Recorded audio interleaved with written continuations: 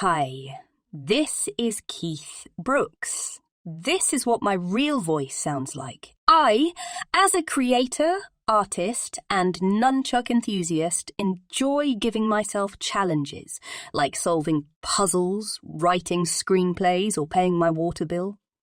A recent challenge I challenged myself with that has proven to be quite challenging is a project in which I spend 100 days playing and researching 100 different musical instruments, making videos about them and posting them to social media.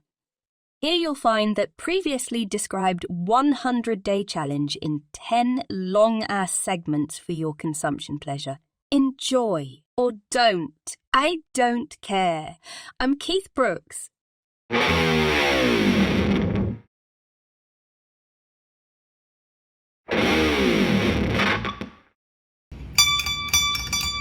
Hi everybody, thank you so much for tuning in. Today we're going to be talking about this motherfucker. Yeah! This instrument right here is referred to as a perapolochka, or a lap harp, or a quail. It's a stringed instrument, but it belongs in a very specific group called psaltery, spelled P-S-A-L-T-E-R-Y. Now, psaltery is a group of unfretted stringed instruments that are often confined within a chamber setting, not meaning they're in a room, but they are attached to a board of some type, whether that shape be rectangular, boar's head, angel wing, anything like that. Almost every culture known to man developed a type of instrument based within that psaltery category. Ancient Greeks did it about 2800 BC. Chinese did it about 1000 BC. The Arab world did it about 500 BC. This, the perapolochka, developed from the Slavic, or often called the Rus, meaning short for Russian or Belarusian, branch of the psaltery category. Now, this developed in roughly 500 AD. In medieval times, not just the restaurant, but these were the singular most popular instruments around. Oftentimes, lutes fall into this category. It all depends on how the lute is actually shaped, right? And whether or not it's fretted or not. Now, there is no exact date on when the perapolochka developed, or the quail, as it's often referred to, or as the lap harp. And we'll get to why that lap harp name is kind of important. It's believed to have started around 1100 AD. One of the leading theories is that it's born from a combination of two different cultures, the Slavic culture itself and the Romani culture. If you're unfamiliar with what the Romani or the Rom are, in layman's terms, the Romani is the group of people often referred to as gypsies. Yet for a vast majority of the Rom, the Romani people, the term gypsy is an offensive word. Of itself has a history of confusing the Romani people with Egyptians, and then all these negative stereotypes about Egyptians now put onto the Romani people. A lot of crazy bad history and racism just running rampant. In truth, the Romani people can trace their origins back to northern India. The culture that they developed spread all throughout Europe and Asia. And more importantly, it developed in specific pockets, their languages being altered ever so slightly as they progressed from area to area. We talked about ethno-music pockets. That same thing applies to languages. Romani is a blanket term to describe all people that share the same ethnograph. There are distinct differences amongst those people, whether they be Romani living in Spain, Romani living in Greece, or Romani living in the Slavic regions, such as Belarus, which is where this instrument is from. One of the key elements of Romani life, especially in the Middle Ages, was the traveling nomadic aspect of what that culture offered. Now, it's hard to say where these roots come from. Romani culture isn't necessarily divided by faith. A lot of Romani have always been Christian, or practicing Hindu, or practicing Jewish, depending on what area they were in. Hard to tell whether or not this nomadic lifestyle was based on something that pre-existed, or because of the racism and persecution they faced. Undeniably, in media, you've probably seen a Romani wagon, or as it's referred to in the Romani tongue, vardo. Living a mobile lifestyle, especially in the Middle Ages, would still want music. And there were plenty of mobile instruments. But having something like a harp could be kind of daunting, especially in a fucking wagon. Theoretically, this is where this guy comes along. The idea of a lap harp is simple. You just put it in your lap and you play.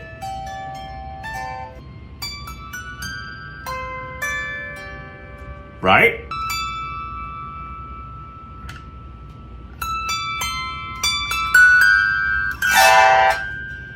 me tuning it. That's how you tune the instrument. Two versions. I have one here that doesn't have the pegs on the back.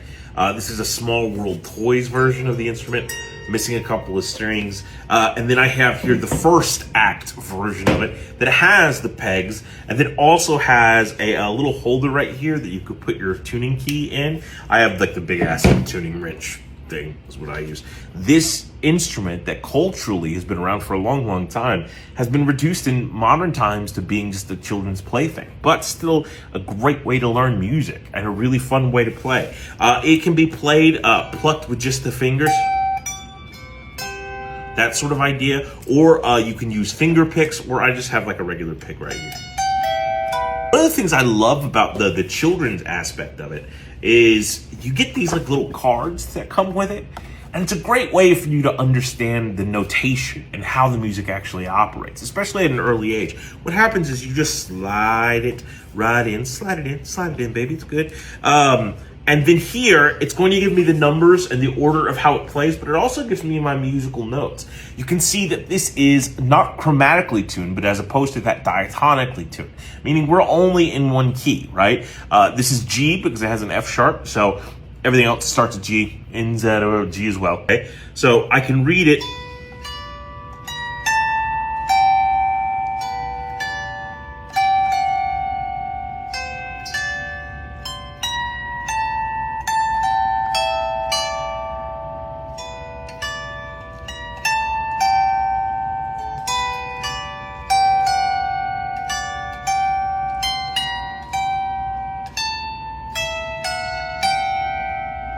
Now, cool, couple things happening here. One, it's easy for this to go out of tune. I think it's gonna be that D that's out of tune, but if you ladies want some D that's in tune, give me a call. One of the other things is notice how it sustains, how the string just keeps resonating because there's nothing to cut it off. You hear that sort of muddy of sounds? That's something we call sustain. Your piano has a sustain pedal. Oftentimes when we're holding out our notes, or in classical music or any type of music really, it'll ask us to sustain, meaning let that sound bleed out, right? But the problem is sometimes when we're hitting incongruous notes, notes that don't go together or shouldn't go together for the sake of the harmony, that can be a hindrance. So part of the play of this, the lap harp, is to figure out when to dampen notes and when to allow notes to keep going. So for example, that C, I can just put my hand on the rest of the strings and thus it quiets out everything else. And the same thing there with the G. I don't want to smack the fuck out of it, but it's about this gentility that I'm using to play the instrument with. And the vast majority of the instruments in this category of the psaltery, they employ that idea, right? It's from this instrument that we get things like dulcimers, that we get the harp, that we get zithers. All of those things come from this idea of the psaltery. If you want to hear some more great music using this instrument and instruments like it, I highly recommend on YouTube this woman named Elizabeth Krause, spelled Krause. It might be Krause, I have no idea. But she's fucking obsessed with psalteries. Incredible the way she plays these instruments. She generally plays songs from the time period that they're from, but she also like really digs Zelda, so she plays some Zelda themes on these, and it's absolutely awesome. So go check it out. She's a beautiful musician with some amazing noise that she's making. Thank you so much for tuning in. Hey, really, hope your day goes great. You deserve it. Thank you for joining day 31 of 100 Days of Musical Instruments.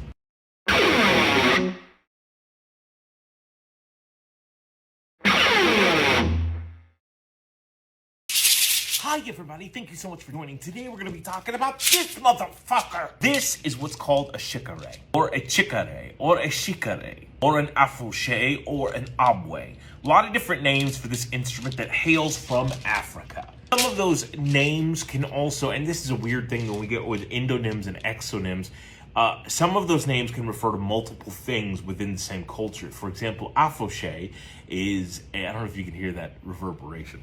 I can hear it, yeah, the echo that's coming from this chamber. Afouche is not only the name of this instrument, but also a type of Brazilian music, right? And afouche, the music, uses an afouche, the instrument, within it. So a lot of fun. This instrument originates in Africa, specifically from the Yoruba people of West Africa. Now, we don't specifically know what time period, but it's estimated to be about 1,500 years ago. Traditionally, it's made out of a gourd that has a net with beads, beans, or cowrie. Cowrie are dried mollusks. Or seeds, they could use seeds as well. It's a percussive idiophone and traveled with the African diaspora all across the world and can be found in notable deposits of African diaspora to this day. Namely, we're looking at places like the Caribbean, Cuba, South America, and Africa itself still. I've seen one of these instruments. It's kind of like obvious part of it, what it does, it's meant to be operated like a shaker. A lot of people will play it like this, and that's fine. But the actual way to play it, let's just twist it like this. That's it. It's shaken back and forth like that, right? But then it also adds the added component of we can hit it. In the same way when we were talking about drums before and the hand pan, the different uses of different parts of our hand give us kind of a different sound, but they're all sort of connected with that shaking sound. So just a quick example, I'm gonna be aiming for right here in the middle of what would be the gourd, right? So just my fingertips, okay? The middle part of my fingers, okay? The base of my palm. You hear the deep resonation that happens? As I'm shaking it back and forth, the idea is that I'm holding it by this neck of the gourd, but part of the purpose of my left hand is to stop the shakes. It's acting sort of like a palm mute would on a guitar, and it's sort of dampening the idea of it. I know that sometimes taking on an instrument that requires us to play it in a different fashion than what we're used to can be kind of complicated. So let's just play with a rhythm right now and play with some ideas of how we can develop rhythmic patterns, right? It's all about experimentation and slow implementation. Remember how we did the 4/4 beat earlier on the drum set? We're gonna do something similar. But play music using a Shekere in 4/4. Most of the music that uses this instrument is actually in 6/8. So we're gonna sort of just go by that 6/8 count, okay? So we're just gonna count to 6. So we're gonna go 1, 2, 3, 4, 5, 6. 1, 2, 3, 4, 5, 6. 2, 3, 4, 5, 6. Now all I'm doing is I'm pushing it forward this way. That's all that's happening. 1, 2, 3, 4, 5, 6. Now I'm gonna change it up a little bit. On the 4 count, I'm gonna twist it like that. All right, that's all I'm gonna do different. 1, 2, 3, 4, 5, 6. 1, 2, 3, 4, 5, 6. 1, 2, 3, 4, 5, 6. That's fun, right? Now I'm gonna add another one of those. I'm gonna do it on 1 and 4. So 1, 2, 3, 4, 5, 6. 1, 2, 3, 4, 5, 6. Cool, fun. Now I wanna add a little palm hit. I'm gonna do that on the 3. So 1, 2, 3, 4, 5, 6. 1, 2, 3, 4, 5, 6. And so we can see how slowly adding those components and playing with the time can give us a different rhythm. And that's just hitting on all of the beats, right? What if we skipped 1? What if we skipped a 2? So instead it's 1, 2, 3, 4, 5, 6. 1, 2, 3, 4, 5, 6. Slowly we can add those elements and create a rhythm using different aspects of the instrument, even though we're not used to it. That's how learning happens, piece by piece. If you want to hear some amazing music with this instrument, I highly recommend Madeline Yagodele Nelson. Spelled Madeline, then Yayodele Nelson. Absolutely phenomenal, the things this woman can do. Absolutely amazing music. I think you're absolutely gonna love it, and I absolutely love you. Thank you so much for joining day 32 of 100 days of musical instruments.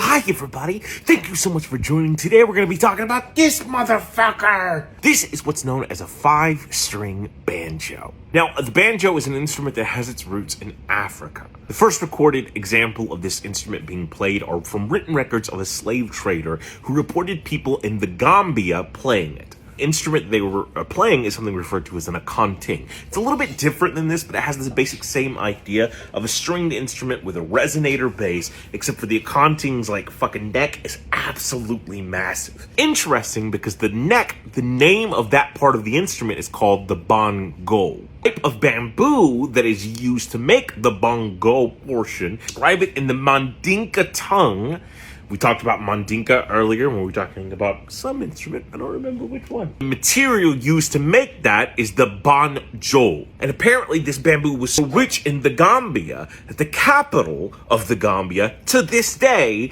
is called Banjo. A lot of different cultures had instruments similar to this. Whether they be Arabic cultures or Asian cultures, the idea of a stringed instrument over a resonator, originally created with a gourd layered with a membrane that was most likely skin. The banjo itself derives itself from the African version of this. It is brought over to the United States and to the Caribbean via the slave trade. And initially, it was a 4-stringed variation that was super popular among the African diaspora in America. In the 1820s and 1830s, white plantation owners started learning the banjo and performing it in what we call minstrel shows. Now, minstrel shows are fucking terrible, but here's what they are. Be a white person putting on blackface makeup, pretending to be black, and then singing songs from the African American community, generally to an audience of other white people. It's happened for well over a century. First talkie movie, The Jazz Singer, is a minstrel performance. A lot of people like to think that this was just an American phenomenon, but that's actually not the case. It was mostly Americans doing it, but the phenomenon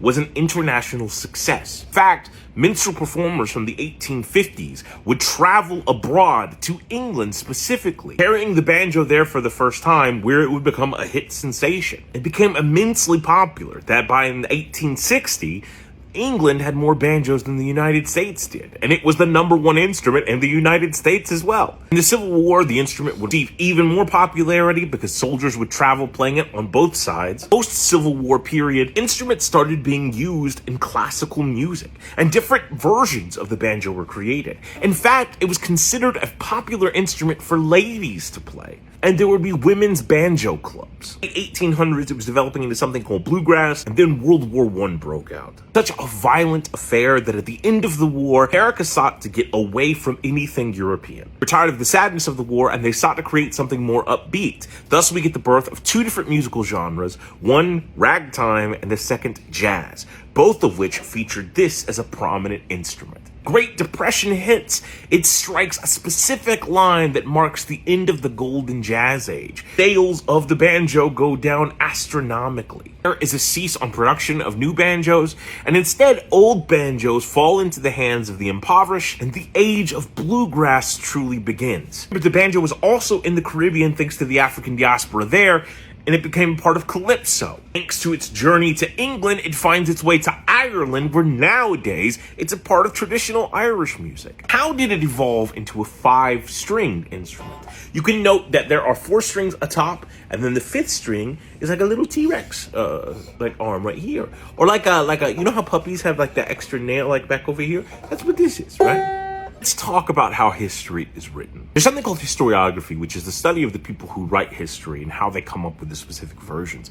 And a lot of times we have people arguing about revisionist history. You hear a lot of sentiments against woke culture, but even that in itself is a term that they're co-opting because it meant something very, very different when it was originally coined. And it's absolutely true that history is always being revised, and it should be. About if you've ever had a friend go through a nasty breakup. Oftentimes, when we hear about the breakup, we're only hearing about it from their perspective. We, as friends, take our friend's side. So when we disseminate the information about what's happened, we are telling a biased version of that story. History normally comes the same way. It's only later that more facts emerge where we can say, yeah, no, that wasn't the case. This is what actually happened. I'm 37. When I was a kid, I remember one year we were taught that Christopher Columbus discovered America, and the very next year we were taught, no, he really didn't. We now know the reason why we were taught that. Never, ever any conviction that Christopher Columbus discovered America. Nobody in charge of big education ever actually believed that. But instead, the story and the holiday of Columbus Day was established as a way to get Italian Americans on the side of certain political parties. If you are around my age, especially living in the South, you probably also were taught that one of the main reasons the Civil War was fought was because of state rights. With new evidence being uncovered and a lot of bullshit being siphoned away with, we know that the primary reason was slavery. The main cause of that primary reason being buried is something that historians refer to as the lost cause mentality. After the Civil War, Confederate soldiers had lost more than just battles, but they lost their moral high ground.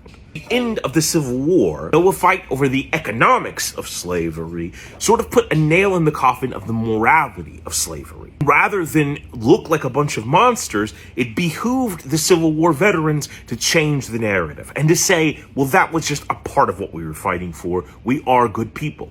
And before I get yelled at, I'm sure some of them were, but can you be all good if you had slaves, all that shit? I get it's a different time, whatever. You get what I'm saying. The reason no one called them out on that shit, because they still wanted votes. They still wanted that Southern demographic to be in support, and arguably might have needed it because the country was rebuilding itself in the middle of something called the Restoration. 1880s, nearly 20 years after the Civil War had ended, some statues were funded by the U.S. government as an appeasement to Confederate supporters. Hey, we'll build statues of your old generals. In the 1920s, as the Jim Crow laws were fully in effect, more Confederate soldier statues were built by Southern politicians. Often they were built to the verge of segregated zones, meaning they were overlooking segregated neighborhoods. This was not only a way to gather and galvanize shared idea of a culture, but it was also a subtle mind fuck. It was a way to terrorize people. The same thing happened again in the 1960s. As more Civil War statues were built, it was a sadistic and terroristic threat. Hey, don't forget what happened.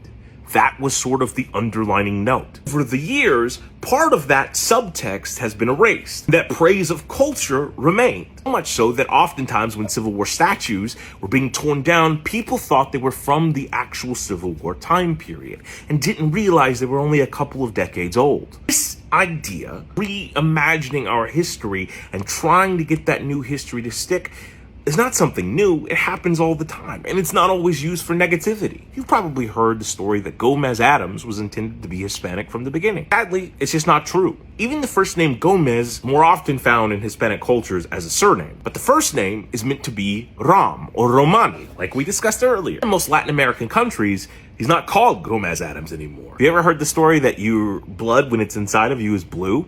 That's not true at all. It's red. It's always red. But notice how we interpret something as fact, and then we keep passing down this revisionist history until a whole group believes it. Why am I telling you all of this when we're supposed to be discussing the banjo? In the 1880s, when this instrument was making its transition from a minstrel show instrument into a classical instrument into a ladies playing in fine parlors, it became important to the white constituency to dissolve its connection to African Americans. When history books from the 1880s to roughly the 1960s, it's often written about that this is an American instrument that the Americans gave to the African slaves in order to make them happy. And this narrative begins the idea that slaves were treated well. No, from historical evidence, was not the case. In these textbooks, it often gives credit to white musicians for different innovations, like the fifth string. However, we know, based on historical fact, that the fifth string was a product of African ingenuity.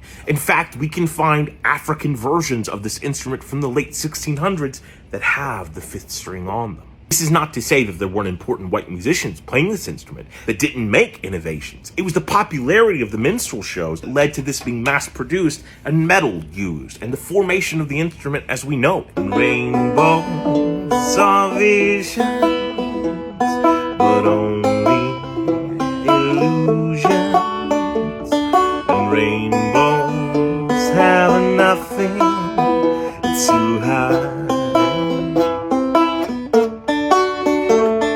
In some ways similar to a guitar, but it's also kind of different, right? I have to compare it to, in fact, I speak Spanish. Okay, so I speak Spanish the same way I play an acoustic guitar. And I learned to play specifically on an acoustic guitar, the same way I learned to speak Mexican Spanish. All of the Mexican slang, all that. Even more specifically, Northern Mexican Spanish, right? And because of my familiarity with the guitar, I can pick up a lot of different types of guitars, whether it be an electric, a 12-string, a classic, anything like that. And I'll have a passing familiarity with what it is. There might be a few things I have to alter. Make sense? Same way that if I speak Mexican Spanish, but I go to Puerto Rico, there's going to be a little bit of difference of the lilt and some of the slang. It's going to be slightly different, and I'll have to get accustomed to it. But I should be fine. Make sense? Now, Me speaking Spanish helps me barely when I'm trying to understand someone speaking Portuguese. And that's the same thing that happens here with a guitar and playing a banjo. I get some of the ideas. Every now and then, I'll get a word and I'll understand it absolutely. But the entire structure of this instrument is different. Your beauty's beyond compare, flaming locks of auburn hair, your ivory skin and your eyes of emerald green. Your smile is like a breath of spring, your voice is like a summer rain, and I cannot compete with you, Jolene. Jolene, Jolene, Jolene, Jolene. I'm begging of you, please don't take my man. Jolene, Jolene, Jolene, Jolene. Please don't take him just because you can.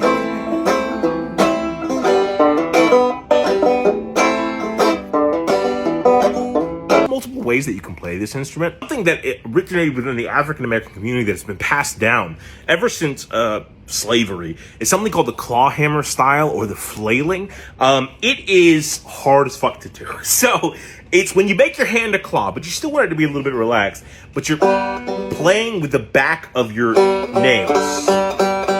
But it's the strumming pattern is like. Now, it just gives it sort of a pronounced thing. I play finger-picked, or what they call guitar style, but even amongst that, depending on how many fingers you use, can be called the Scruggs style or the Keith style. Ironically, I don't use the Keith style, but you get the idea. You go doggy style. People use a pleculum, which is just a word for pick, or finger picks. I'm just playing with my fingers right now. I have some stuff over there, but I'm not.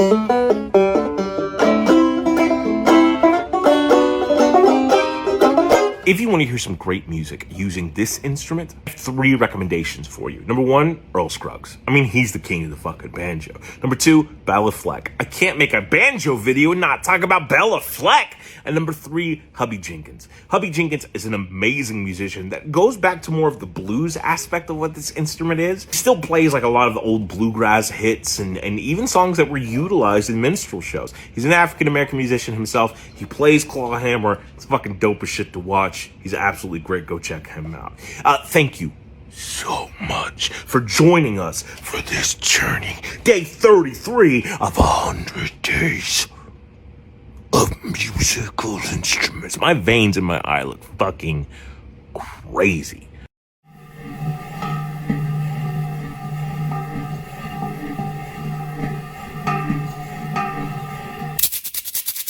Hi everybody, thank you so much for joining us. Today we're going to be talking about this motherfucker. This is what's commonly called a cabasa, but it's actually known as an afouché cabasa. It's actually a very modern instrument, not as recent as the handpan, but pretty close. It was invented in 1960 by Martin Cohen. Martin Cohen is the founder and owner of Latin Percussion.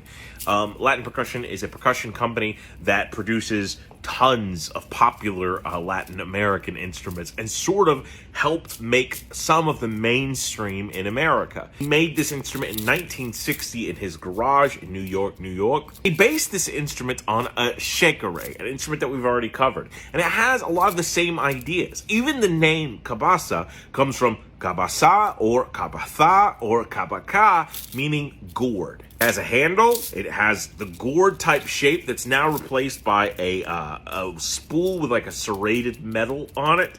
I don't know if you can see. It's got like little ridges on it with these metal beads, right?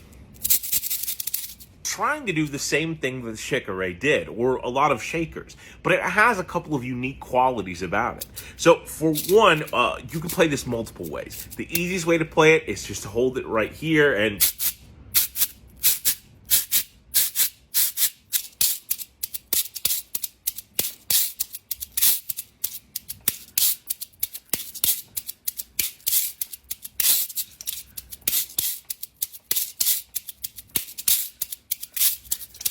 I'm not big on Casanova.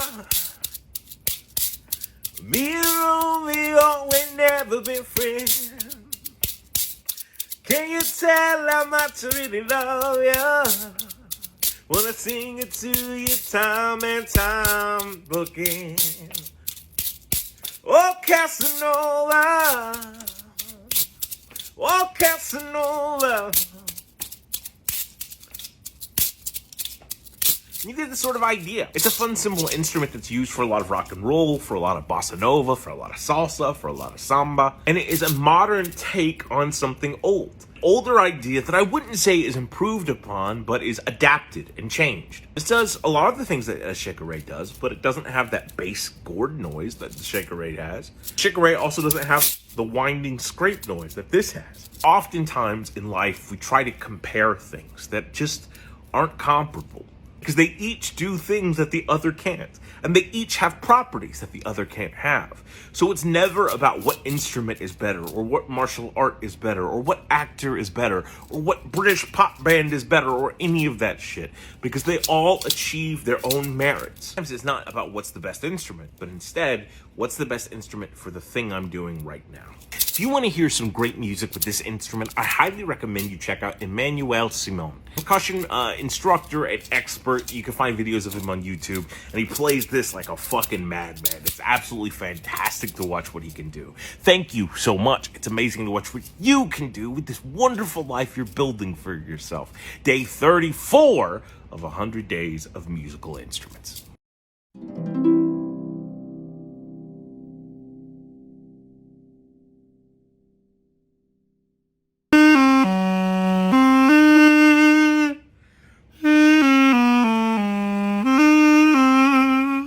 Hi everybody, thank you so much for joining. Today we're going to be talking about this motherfucker. This is what's known as a Duduk, or a sirana pok. An Armenian double-reeded instrument. It's an aerophone and a woodwind. Also different versions of it, or instruments that are very similar to it, like the balabak, the yasti balabak, the mei. There's a lot of different, the gongja, I think is what the Chinese version, no, the guanja is what the Chinese version is called. Now, you can see mine here. It has across it, Yerevan, which is the capital of Armenia.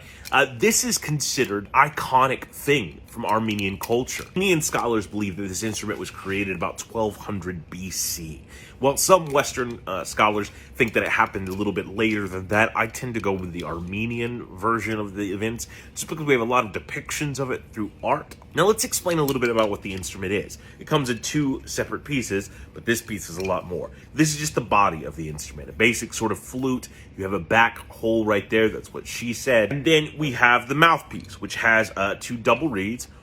In order to play, you want to suck on this like you're trying to get a new car. We have to have this thing very, very wet and damp. Again, this is a perverted episode. Fuck. In addition to that, it has something called a note regulator. What happens when I put this on the reed is it either closes or loosens up the compatibility of the reed, and thus changing the tuning of the instrument. In addition to that, it also has a reed cap right here, that when I'm done playing, I just rest that on top, like that, right? But when I'm actually playing the instrument, we notice that the double reed has like a little bit of a slope. I want that slope facing forward when I put it into the instrument. Give it a little twist to make sure that we're locked. But I'm not actually going to, like a lot of other reed instruments, I have a clarinet over there. We put our entire mouth on it when we're playing. We don't do that here. We put it just on the tip. God, what the fuck is up with this perverted episode?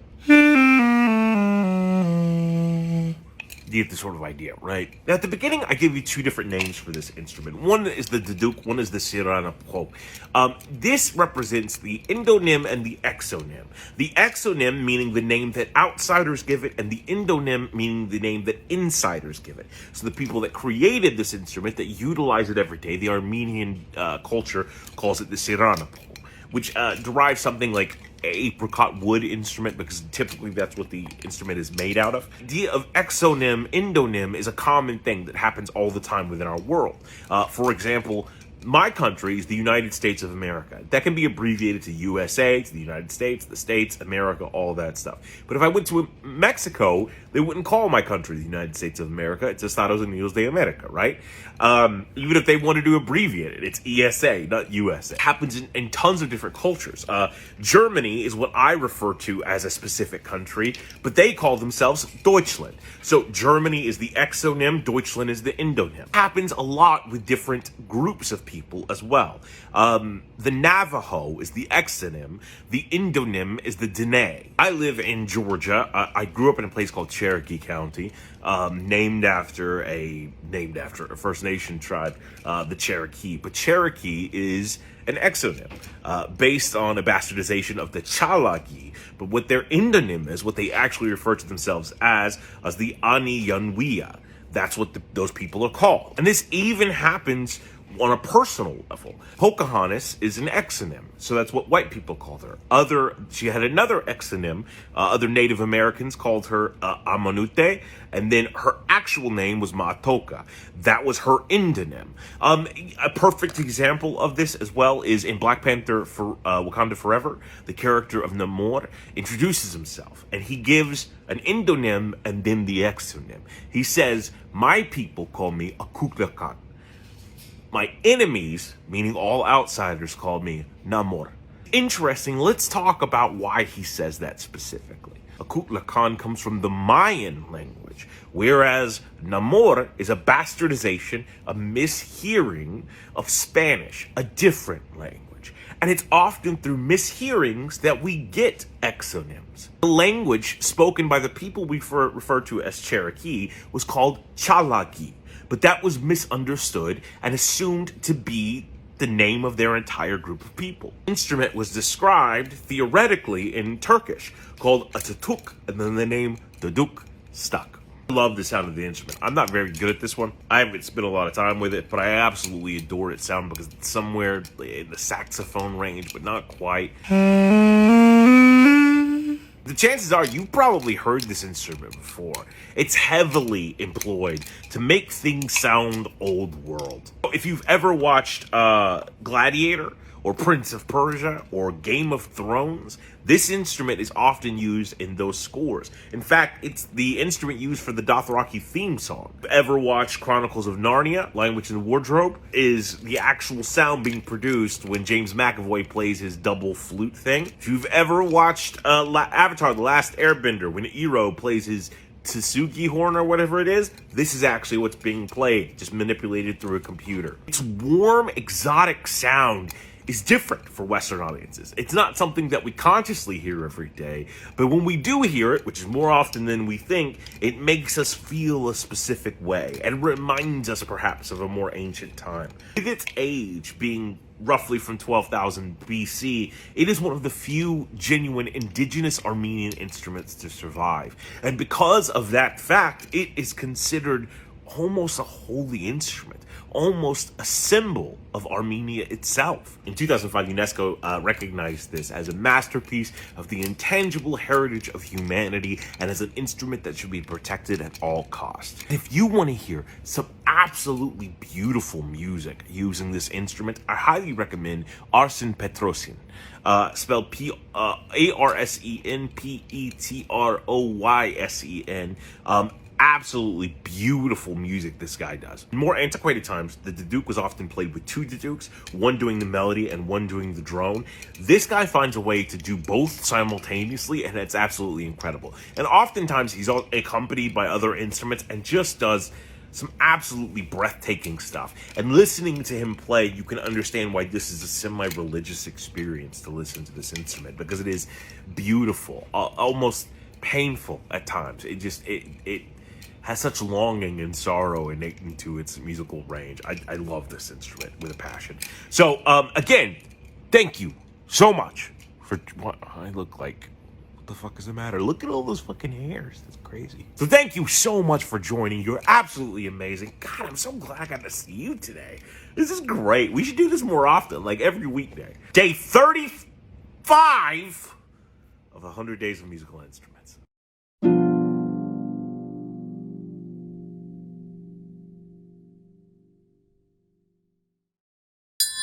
Hi everybody, thank you so much for joining. Today we're going to be talking about this motherfucker. This instrument right here is known as the triangle, or the musical triangle, or the petite terre, or the T-terre, but we'll get into all of that shortly. Believe that this instrument dates all the way back to ancient Egypt. Ancient Egyptian history is sort of broken down into three different periods: Old Kingdom, Middle Kingdom, New Kingdom. In the Old Kingdom, they had something called the sistrum. Sistrum was sort of like it served sort of the same purpose as this would, as a metallic instrument that you could play mostly in religious ceremonies.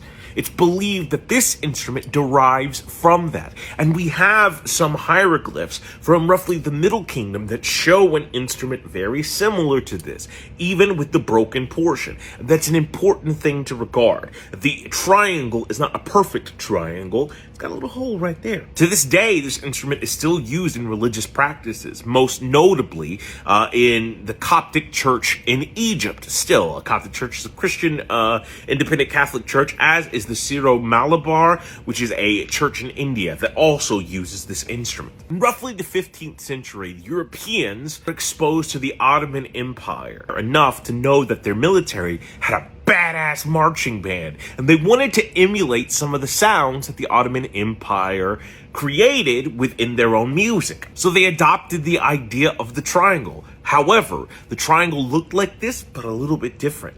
It had jingles all over it. So not only would you hit it, but it would also have like a jangling noise, kind of making it sound more like the chimta that we discussed all the fucking way back in episode 2. Oftentimes, when playing the instrument in this time period, it was hit in rapid succession and beats like that, right? It's only in the 1800s that we started experimenting with what else this instrument could do. And the idea of playing those sustaining notes that just ring out became a more significant and important thing. Sustaining notes, like we talked about when we talked about the quail, the lap harp. All of the jingles were removed from the instrument, and we get the modern interpretation of it now. There's a couple of different ways to play this instrument. Notice that there is like a weird little hook that I'm holding the instrument by. What happens with this is it allows me to hit it and let it ring out. But I can also dampen the instrument just by touching the metal. And this instrument, normally a bigger version of it, plays a huge part in Cajun music, as well as foro, which is a type of Brazilian music. But in Cajun musicology, what will often happen, as opposed to having the triangle be suspended, a player will actually hold the triangle. Now, notice that when I'm holding it steady, that sound is not ringing out. But when I open my hand, can sort of manipulate the rhythm that's utilized in that. Now again, the Cajun triangle, or the T-tear, is often a lot bigger than this, thus making it easier for you to hold it and manipulate the strike within the triangle itself. In classical music, that's often referred to as a triangle roll, when you're going that sort of, come to dinner, darlings, that sort of thing is a triangle roll, right? And the lack of dampening allows the sound to sort of ring out. I'm just using a basic, metal mallet that comes with it. The yellow part is meant to be the handle, but often if I want to make the sound a little different, I can hit it with the yellow part. A lot of Cajun versions of this with the T-tear will actually use a knitting needle, which is kind of cool. Cool that a lot of Cajun people knit, I guess. Let's talk a little bit about that evolution from the fast-paced notes to the slower notes that had more sustain. And let's do this by talking about what I mean by fast-paced notes. Music is broken down mathematically. Notes are held for increments of time. Remember when we were doing the crazy conga and the drums? We talked about timing and we counted out. A basic understanding of how we count in music, let's say our tempo is 4/4, which that's something we could probably get into it another time. We would count it as 1 and 2 and 3 and 4 and. Got the idea? Awesome. We can further divide those beats into notes that we play, and there are different names for different notes. So let's kind of go over some of those. There is a note that counts for 1 beat, and that is called, in America, a quarter note. If you're anywhere else in the world, it's called a crotchet. So I'm going to play it as this and counting out. We're just going to do a measure of 4. So it would be, if I was just playing quarter notes, 1 and 2 and 3 and 4 and. You get the idea? So the note rings out through the entirety of 1 beat.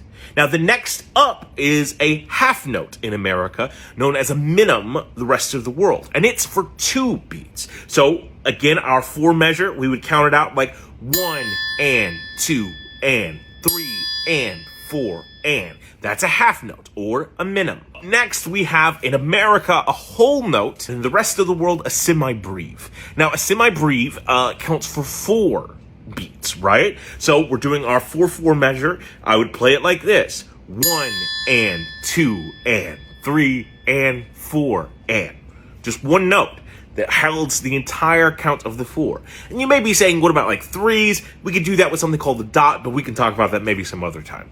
Now, what if I wanted to go faster? You notice how I'm doing the 1 and 2 and? That helps me subdivide each of those beats. So if I wanted to play half of a quarter note, I would play something called an 1/8 note. Notice how the American equivalencies all use mathematics as we're trying to construct this idea. In the rest of the world, it's called a quaver, because I think the American version is better on this one, guys. I'm sorry. But if I was playing 1/8 notes or quavers throughout the entirety of that 4 count, it would be 1 and 2 and 3 and 4 and, right?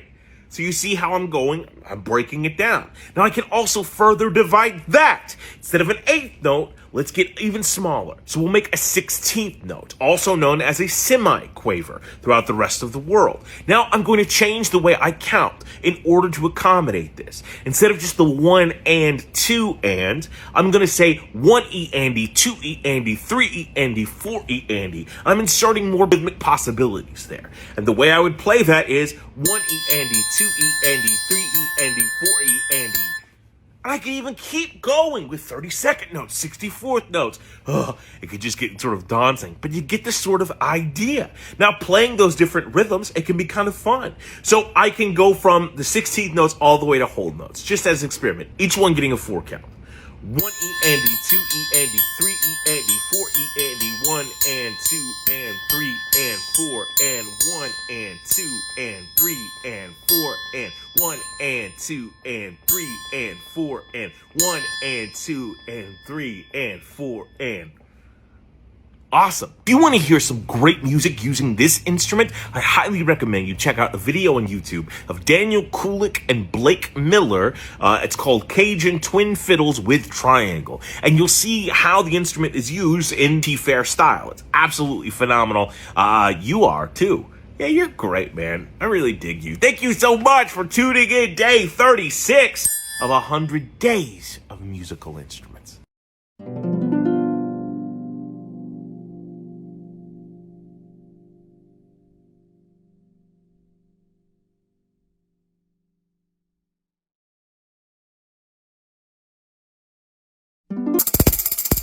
Hi everybody, thank you so much for joining. Today we're going to be talking about this motherfucker. This is what's known as a tambourine, and it is arguably one of the oldest instruments that we have covered. It dates all the way back to 1700 BC at least, and probably older than that. Almost every culture known to man has had a version of this instrument, and that's why tambourine is actually a family of instruments. And there are different versions, whether it be the Kimbrel, the Bach, the Rek, all the sorts of stuff. All different cultures having their own variation of it. Regular one is just called a headed tambourine or regular tambourine. This is a headless tambourine, meaning it has no drum head on it. It did come with the drum head, but then it was removed for a different sound. Notice as a frame drum, meaning held within a circular frame, only one side of it has the drum itself. It has these rattlers, which are called zills. A little bit different than jingles because they're not warped the same way that jingles are, but it allows for a lot of different sounds. Idiophone, but also a membranophone. In terms of idiophone, it's indirectly struck, meaning I'm not actually hitting it when I make the noise, but the membranophone aspect, I am hitting it because I'm hitting the membrane, the drum part. Make sense? We find illustrations of this instrument in ancient Greece, Chinese cultures. Egyptians had a version of this that the Hebrews of the time, their exonym for it was the toph. And theoretically, it started it in the Mediterranean, Northern Africa, and Asia, and came to Europe via the way of traders and merchants. A hugely prominent instrument within European culture itself. Romani adopted it, covered the Romani when we talked about the lap harp, and the British adopted it, so much so that in the 1700s, saloon musicians started writing parts for this instrument, and they added a drastic change. They put a thumb hole in the instrument, allowing you to do this sort of thing. if you want. Now, a lot of people still play it like that, with a grip like that, but there is a thumb hole or finger hole of any type that you want. I generally play it with my bird finger through, so that way I can hit it with a little bit more support and all that stuff. In fact, the instrument becomes so prominent that in the 1800s, Mozart starts writing some of his symphonies with tambourine parts in them. With the African diaspora, namely the African diaspora within America, that this instrument kind of changes what it's used for. There were a lot of rules imposed upon slaves.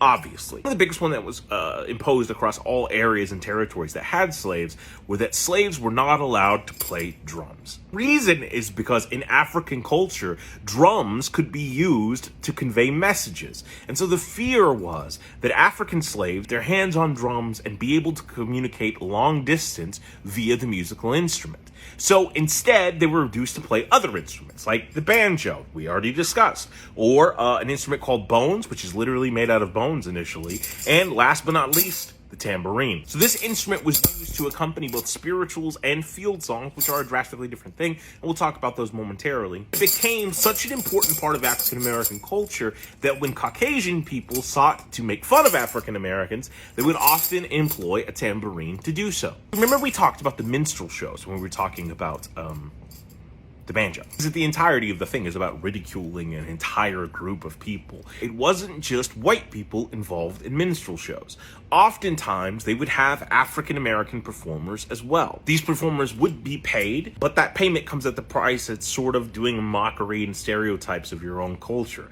Just because it was better than the alternative does not mean it was a good thing. Their inclusion is often seen nowadays in a revisionist way, and at the time to say that this couldn't potentially be racist. This sort of thing is often employed with Lillian Richards, one of the women who portrayed Aunt Jemima at minstrel shows. Oftentimes opponents of a woke ideology see her participation in this as her approval of this, and see, she was doing wonderful things and had a career. At these performances, she was forced to speak a specific accent that was not her own. She was forced to make jokes about her own culture and her own people. How, like, in every James Bond movie, there's always going to be a villain that, like, strokes a cat, and a sexy lady that just wants to bone James Bond, and we're always looking for those characters to show up, knowing that they will. Well, these are called archetypes or stock characters. And the same thing was true in minstrel shows. Two of the stock characters that were always portrayed in a minstrel show as African-American people themselves, two musicians, Brother Bone and Brother Tambo. Bone would play the bones, and Brother Tambo would play the tambourine. Racial stereotypes were popular in the day, especially in the 1800s up until the 1950s. It's interesting to note, too, linguistically, that we can trace certain things. The idea of referring to someone as brother comes from the African legends. Animals and spirits were often referred to as a brother of humanity. This is passed along in stories that slaves would tell their children. Its way into characters like Brother Bone and Brother Tambo, or Brer Rabbit and Brer Fox. This would eventually evolve into referring to fellow people as brother, or identifying as a brother. The naming pattern even continues into present day with, like, Marvel's character Brother Voodoo. And we can see that evolution and pattern as it happens, tracing all of the history. And the same thing can be said about this instrument. So remember when I said that the African American community started playing the tambourine as an accompaniment to spiritual and field songs? Well, spiritual and field songs made a drastic diversion. They developed into their own forms of music. Spirituals became what we know as gospel. Now remember, religious music and gospel music are two separate entities. Gospel music would carry this instrument with it. Mostly in Protestant African American churches, to this day, you can still find the tambourine used as an accompaniment. Field music would develop into something called blues, then ragtime, then jazz. Then blues, jazz, and gospel would reunite to create something called R&B, which would then lead to rock and roll. And in every single one of those incarnations, save ragtime, the tambourine makes an appearance. In 1945, a religious group known as the Salvation Army decided that the tambourine would become their representative instrument, except for they referred to it as a timbrel, the same name that it's known as in the Bible. But the name tambourine comes from French. Tambour meaning drum, in making it a diminutive meaning little drum. Musicians still use this instrument. Even at times it's attached to a drum kit. John Bonham had one above his hi-hat. The lead singers will play it in bands. There is something called the tambourine syndrome that musicians often refer to, and that's when a musician doesn't know when to use the tambourine and when not to. Different versions of the instrument can have a different sound. International versions range in their size, how many zills they have, the thickness, all of that stuff. So getting into the world of tambourines can be incredibly rewarding and incredibly fun with a lot of sonic treasures. If you want to hear some great music using this instrument, I highly recommend this band called the Subdudes. Imagine a group of substitute teachers that got together to play on the weekends. That's kind of what they are. But instead of having a typical drummer, they have a tambourine player. Incorporates creative ways using drumsticks, all sorts of stuff to play this instrument. It's a lot of fun. Thank you so much for joining. I hope you have an amazing day. Day 37 of 100 Days of Musical Instruments.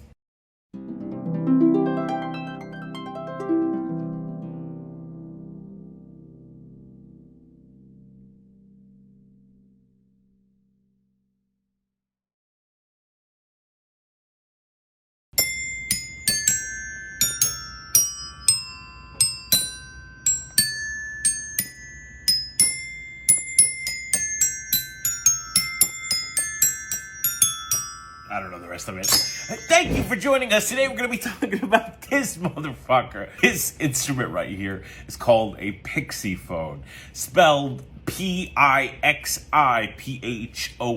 though oftentimes it's misspelled. It's the Pixie phone, which I think is a much cooler spelling. You'll often see this packaged as a children's xylophone, but we've already covered why that's some bullshit, because xylophones are made out of wood. But the actual name Pixiphone comes from the original manufacturer's Playcraft in the 1950s. Playcraft is a toy company in England that created something trademarked as the Pixiphone from 1950 to 1972. Since then, all cheap imitation xylophones have been sort of placed under that name. The same way when we were talking about the melodica, the fact that melodica is a trademark name from one company, but now encompasses all of the instruments that are like it. Mine is from Little Tykes, and it has wheels on it and shit like that, so you can do this while you play, I guess. I don't really know. It comes with this neat little yellow mallet. It has these tiny metal keys that can actually be tuned depending on how you tighten them here. It is diatonic, meaning it is not chromatic. But what is the difference with that? Diatonic means that it holds only to one key specifically. Chromatic means I can play anything. Think about the piano. So the piano has all of the white keys and all of the black keys. All of those together make up all of the sounds of Western music. Imagine the piano was just the white keys. I could still play some awesome music in it, but I could never play on a different key. I would be inherently missing some of the sounds that are capable within Western music. The same thing is applicable here. This is a C scale, so C, D, E, F, G, A, B, C, or Do, Re, Mi, Fa, Sol, La, Ti, Do. One octave, right?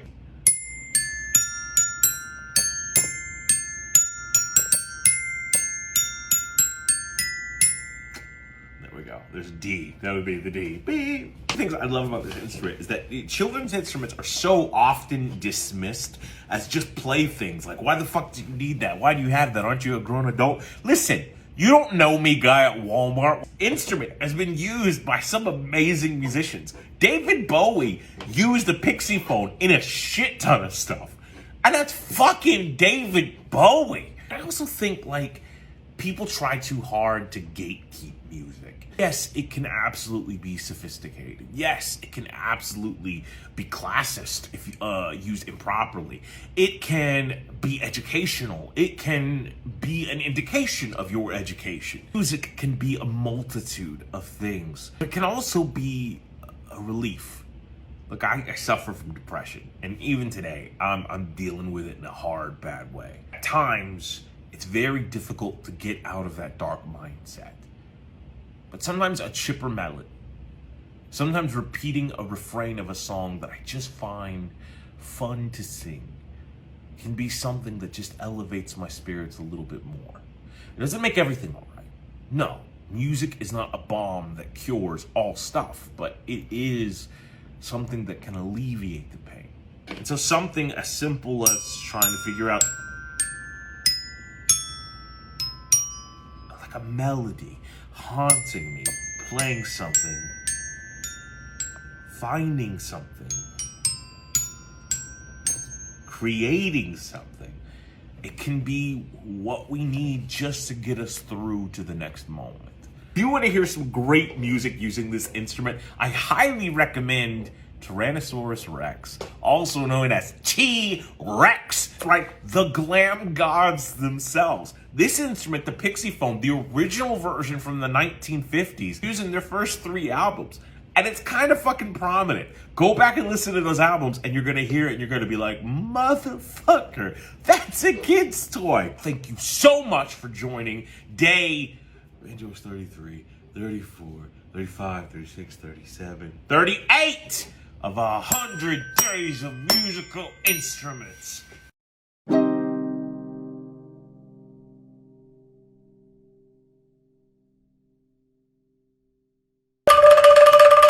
Hi everybody, thank you so much for joining. Today we're going to be talking about this motherfucker. This is what's called an angklung. This instrument is from Indonesia, most specifically the Sundanese people of Indonesia. It's believed to have originated somewhere around 100 AD. It became a huge instrument in Indonesian culture and popularity in the Hindu kingdoms that reigned from roughly 400 AD to about 1596 AD. And still to this day is considered the quintessential Indonesian instrument. It's an idiophone and indirectly struck idiophone. Mine has seen some better days. It's a little bit broken, but let me sort of explain how it works. There's a couple of different ways to play this instrument, and there's some variations on the instrument, which we'll talk about momentarily. The Indonesian way to play this instrument is to take your non-dominant hand, hold up the instrument with 2 fingers at least there, take your dominant hand, and shake the instrument ever so slightly. The instrument plays 1 tone, but is playing 2 notes.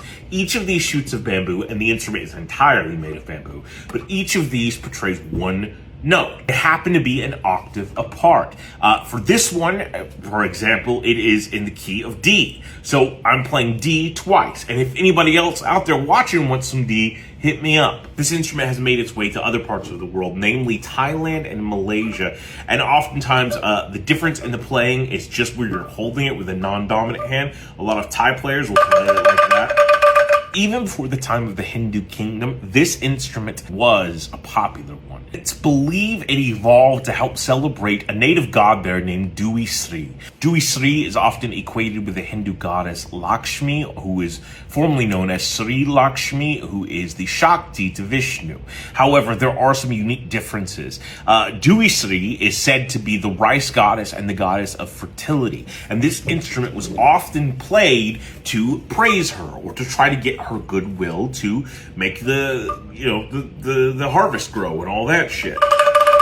This instrument was used for all sorts of religious ceremonies, from marriages to circumcisions to funerals, and was used in the same way that the berimbau is used for capoeira, for any Indonesian style of martial art, mostly, again, centering around the people of the Sundanese ethnicity. In 1938, a musician and a music teacher named Dane Sutigna developed the first diatonic version of this instrument and became the father of modern angklung music. In the 1960s, the people of Indonesia realized how extraordinary of a gift that this was, that this had lasted for almost 1,000 years within their culture. And so they developed a museum that is still in operation to this day, that celebrates everything about this instrument and Indonesian instruments and Asian instruments, with workshops on how to create them, with honorary festivities about bamboo, with performances, with classes, all sorts of crazy stuff. It's an absolutely phenomenal center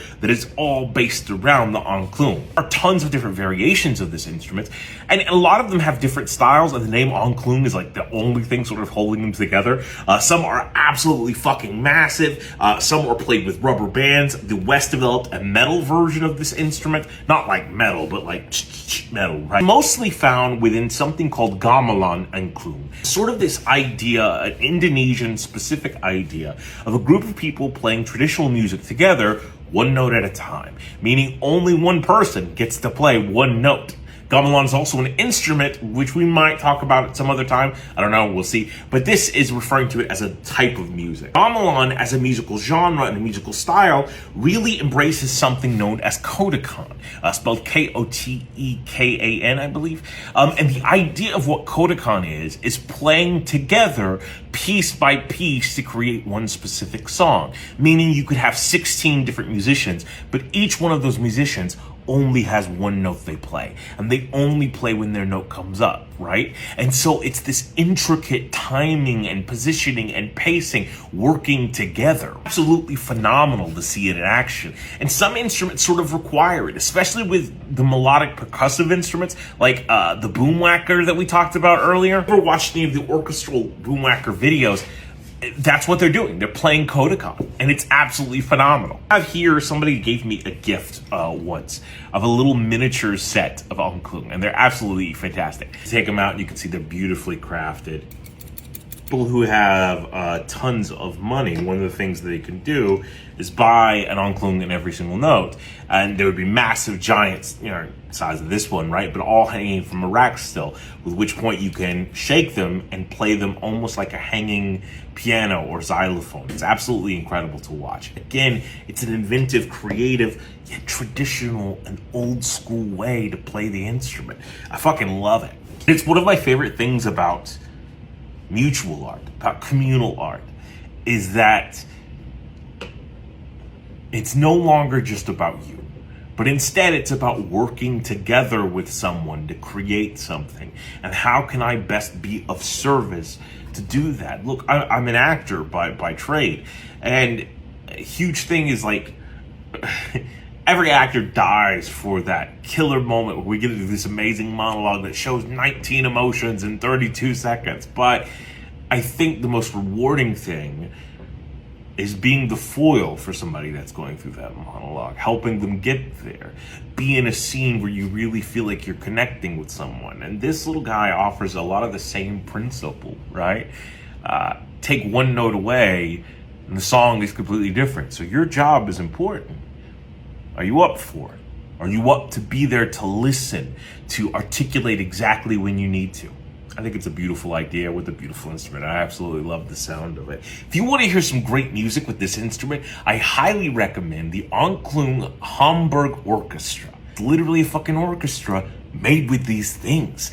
And it's incredible. They do traditional Asian music. They do traditional classic music. They also do Game of Thrones. All sorts of crazy shit. It's absolutely insane and beautiful what they're doing. You know what else is insane and beautiful? You! And I mean that in the best ways, you crazy, gorgeous bitch. Day 39 of 100 days of musical instruments.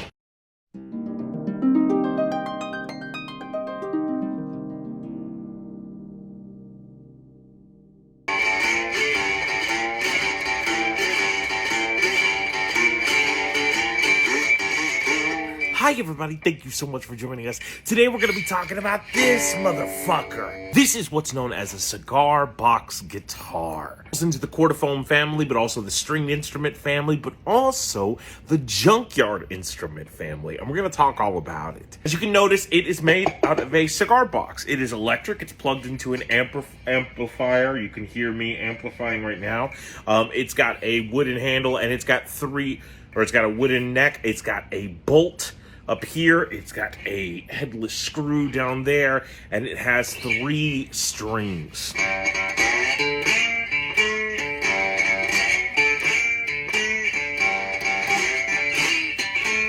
Elevated to such a degree that it almost requires you to play it with a slide, which is what I have on my finger right now. Motherfucker, class 1. Here is a Jack Daniels bottle top one. All super cool and useful. And the idea of a slide guitar sort of originates from something called the diddley bow, which was an African way to play stringed instruments that was brought over to the New World by slaves. It sort of couples that idea of having a string and a rock that you're sliding down it with something called Hawaiian steel guitar. The Hawaiian steel guitar was created when Spanish sailors brought the Spanish guitar to Hawaii, and the indigenous people there decided to retune the instrument to make it an open chorded instrument. And now they manipulate it by using a slide on top of it. And we'll get to steel guitar some other time, but that's the basic idea. This is also an open chorded instrument, as are the vast majority of string chordophones, meaning if I play one thing together, if I play without pushing any frets down, it does give me a specific chord. This instrument dates back to roughly 1840. It has a couple of resurgences throughout time periods. Although the earliest record we have of the instrument is 1870, a painting where we see two musicians playing cigar box instruments. One's playing a cigar box fiddle and one's playing a cigar box guitar. And that basic fundamental idea of taking the cigar box and adapting it to make an instrument out of it is versatile. And almost any stringed instrument, or frankly, kind of any kind of instrument, can be created out of a cigar box if you have the ingenuity to do so. The reason we date it back to 1840 is because that's when cigar companies started using cigar boxes. Prior to that, cigars were all shipped in crates. But in the 1840s, with the invention of the modern cigar box, a whole new world of possibilities. This one is electric. They weren't electric back then. And were often utilized by black musicians. Even post-Civil War, some of these black musicians would take these cigar box instruments that they had made and join something called jug bands. A jug band often had a jug player, but doesn't always have to have a jug player. There are other names for it if it doesn't have a jug player, like the juke instrument. This is where we get the idea of a juke joint or a juke box later. And mostly these are musicians that are playing handmade instruments that they put together themselves. 1930s, when the Great Depression hits and instruments aren't being mass manufactured, the idea of creating instruments at home becomes popular yet again, especially in the South, which arguably was hit harder than any other part of the world. The largest amount of unemployment in the United States of America was concentrated in the South. Now, it's through different government programs and stimulus packages and the New Deal that we were able to, get ourselves out of the Great Depression. But in the meantime, people that wanted to find a way to pass the time got creative. They just found stuff that was laying around the house and put it together to try to make a musical instrument, oftentimes playing the blues, country music, or bluegrass, which was gaining popularity. The instrument saw yet another resurgence in popularity in the 2000s, the boom of the do-it-yourself culture. Even a documentary, I think it's called Songs from in the Box or something like that, it's all about following cigar box guitarists as they go to a cigar box festival to play music together. Like, Keith, isn't this just a guitar? Shut the fuck up, Charlie. I mean, it is a guitar, but it's also a guitar with a very different tuning structure.